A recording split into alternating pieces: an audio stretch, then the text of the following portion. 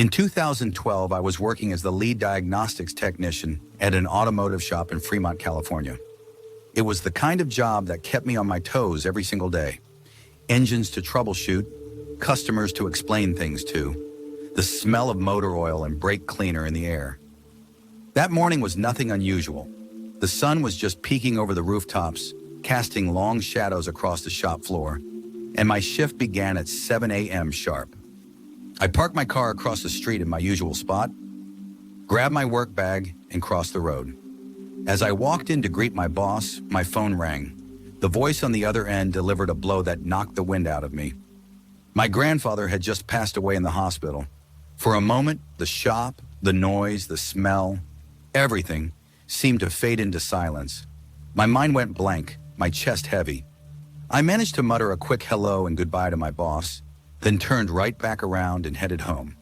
That loss, though sudden, had been preceded by a strange chain of events. Things I still think about to this day. A few days earlier, on a Saturday, my dad and I had been working on projects around the house. It was one of those warm afternoons where you can smell cut grass from down the street and the faint hum of a neighbor's lawnmower drifts over the fence. As the day went on, odd little things began happening. First, it was the garage light. We'd turn it off, walk away, and a few minutes later, it would be on again. The first time it happened, we blamed each other. The second time, we both swore we hadn't touched it. By the third time, we stood there staring at the glowing bulb, trying to make sense of it. It wasn't a flicker.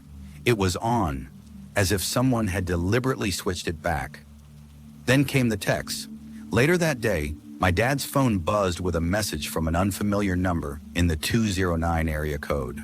The message read, "Mi jefe está muy malo. You need to come now." My dad froze, reading it again. The words felt urgent, almost desperate. We didn't even think twice. We quickly packed up, grabbed our things, picked up my sister, and headed for Manteca in my parents' Honda Civic. The road there was quiet, the sun setting behind us in streaks of orange and gold. But the messages didn't stop. Another one came through. "Are you getting my messages?" My dad replied, "Yes." But when we arrived, confusion replaced urgency. None of my uncles had sent those texts. No one had changed their phone numbers. There was no explanation. And days later, when we were at the hospital, my sister scrolled through my dad's phone to show someone the messages, only to find they were gone. Completely vanished. My dad never deleted anything. After my grandfather passed, our family gathered at my grandmother's house in Manteca.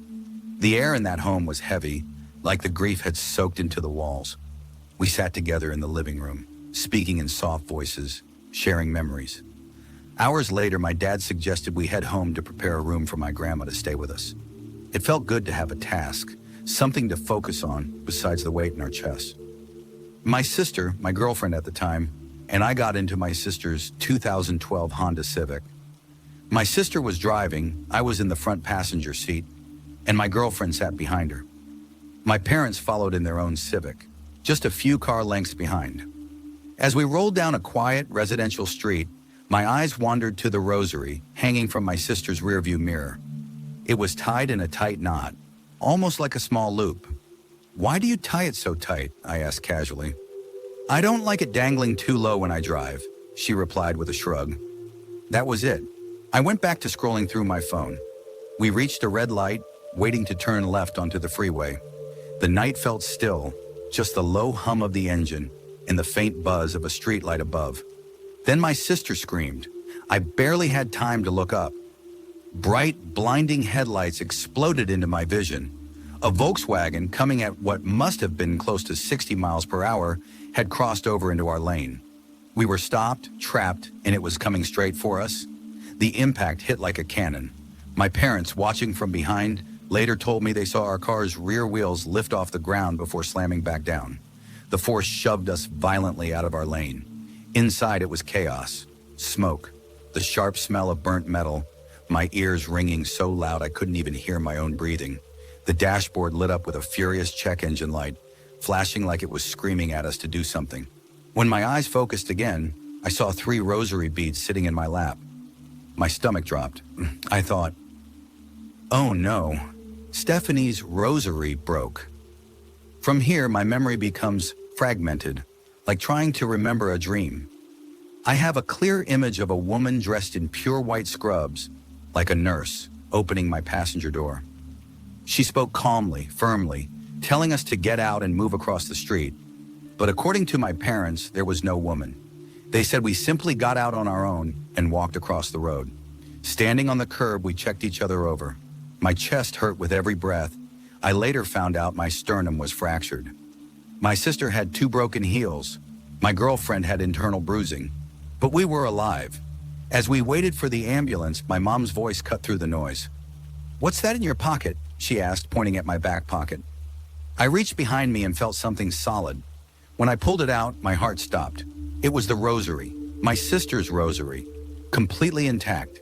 The same one I had just seen tied to her rear-view mirror, the same one I thought had broken apart in the crash. Somehow, impossibly, it was in my pocket. We never saw the woman in white again. We never figured out how the rosary got there. But I've carried that moment with me ever since. Because no matter how much I try to explain it, deep down I know we were being watched.